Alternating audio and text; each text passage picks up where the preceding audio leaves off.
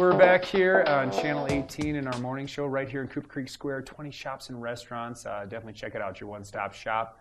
Chatting with Jimmie Lahrman, our mayor right here in Winter Park. And Jimmie, we just talked about Denver folks. They come up in droves. I mean, this is where their weekend playground. You know, this is where the city of Denver comes to recreate. Here, Vail, Copper, all the resorts around the area.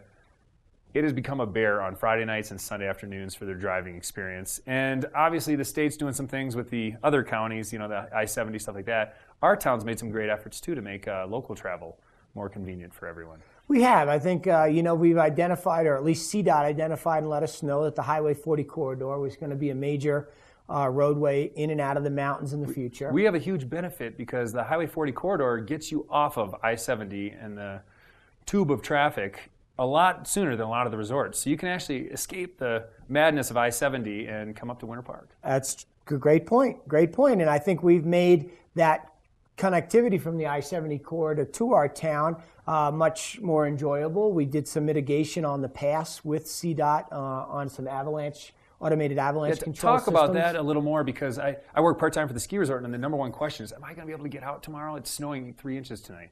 And it's like, well, yeah, you know, we should be fine as our lifeline, but they used to do a lot of avalanche control, and there would be periods every morning that if you weren't careful right around sunrise, you better have a backup plan. Well, and the old school way of doing it was you had to have direct sight, line of sight, and they fired munitions into the hillside. So they actually had people up there. They actually had them on the road firing a howitzer, basically. Wow. And big shells, and they would run the Fun slides job, across the but road. a little outdated, yeah. Until you get hurt, and they did have they had a guy get very seriously injured. And this is a much safer system. It was installed in the summer. It's automated. It's done through propane, so they fill the tanks all summer long, and then they can detonate those munitions through an iPhone or an iPad. So they're shooting stuff? Or no. The propane's actually built where the slides are? Yeah, correct. Wow. And so they do an explosion, and they can do them more often so that you don't get the buildup. So they actually already have them placed in the hot spots. Oh, and yeah. They can just hit a button and give it a pop, and that's really cool. Yeah, so it's a charge. And again, it can be done in the dark. It doesn't have to be done at daylight. So what it does is it definitely alleviates some of the closures. And so some of those concerns that our guests have coming up out of the Front Range as to whether or not, when I get off of 40, am I going to be stuck behind CDOT more for 2, 3, 4 hours. More confidence that they're doing it efficiently. Now, is this brand new? Is this technology that's been around at other passes in the state? Or? Actually, this was a pilot project in our state. So we implemented the first one. It was done in Utah, but mostly it came from Europe. Oh, wow. So they've been using this system in Europe for many, many years. Oh, and we're now adapting it, which sounds like a no-brainer, really. Right, it really is. From a risk standpoint and an efficiency standpoint. So we, as you know, CDOT invested a lot of money in the past this year. They did a repaving project. And then we also, at both our communities, Fraser and Winter Park, invested in widening the highway corridor between our communities. This has been a massive project for us. It's ongoing, I understand. It is.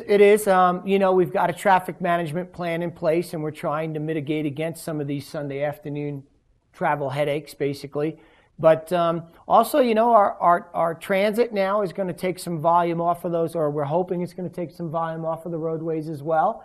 And so every little piece is kind of going to create a better travel experience for our guests getting here and leaving. I remember I haven't driven. I've been, like I said, taking transport a long time now. But when I used to drive home from the ski resort during spring breaks or during Christmas breaks, I don't know how long it would take. You would just plan for, it's like a 5-mile drive, and you'd be in the car for 45 minutes. It wouldn't be unrealistic to expect that. And I just don't, like this year, I just didn't feel like it was as bad. And I think that's part widening, getting 4-lane all the way through Winter Park and on the way to Fraser now. Yeah.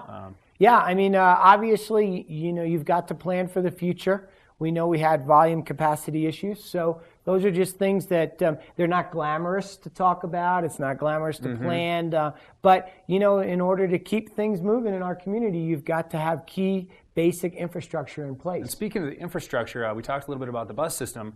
But the tax that we passed on sales tax wasn't just for buses. It was looking forward. It's for trails and transit, that's right. And so transit can encompass many, many things. Obviously, it can. We've got we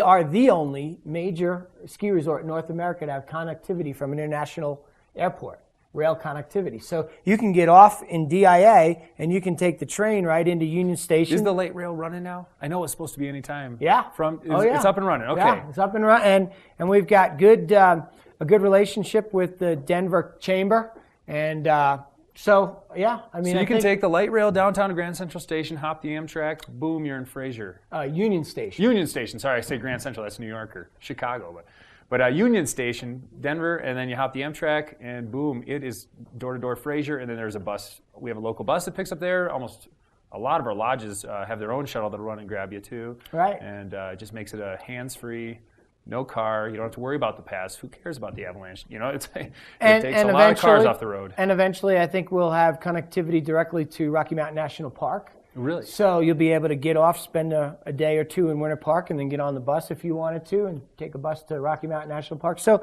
we're looking to expand our transit system long term.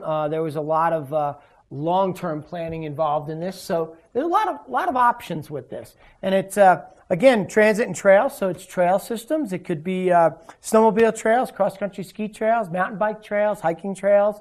So we're really trying to move people through the valley. When you say those trails, recreational trails or connectivity trails, kind of like the Fraser to Granby Trail where you could actually get on and bike from one town to the next? Both.